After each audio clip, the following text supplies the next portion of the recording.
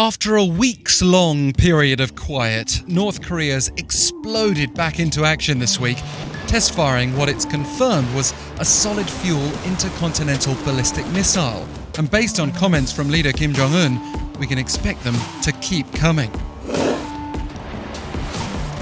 It was Wednesday morning here in Seoul when South Korea's military detected a missile launched from the north. The thinking was that it had been a long-range ballistic missile. The North's barred from testing any kind of ballistic missile under UN Security Council resolutions, but terms like long-range and intercontinental mean there's a greater threat beyond the Korean peninsula, potentially as far as the United States.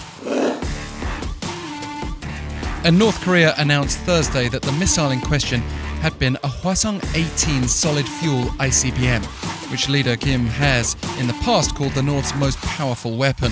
The solid fuel is important because liquid fuel missiles take longer to prepare for launch and are theoretically easier to intercept. We know of only one previous solid-fuel ICBM test by the North.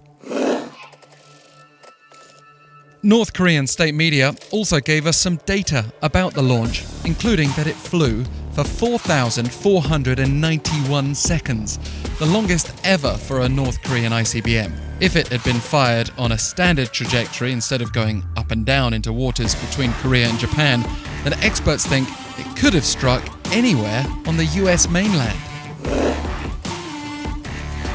So, why now, after so long without launches? This was the North's first missile test in nearly a month and first ICBM launch since April 13th. The leader's sister Kim-Yo-jong had already warned this week of shocking consequences if the US continues alleged spy plane activities over nearby waters. And now Kim-Jong-un's threatened a stronger military offensive until the US and South Korea give up their hostile policy towards North Korea. And meanwhile, in the latest photo released by the North, the mobile phone in Kim Jong-un's possession is receiving attention. The picture shows a foldable phone similar to the Galaxy Z Flip made by South Korea's Samsung and phones with a similar form factor made by China's Huawei.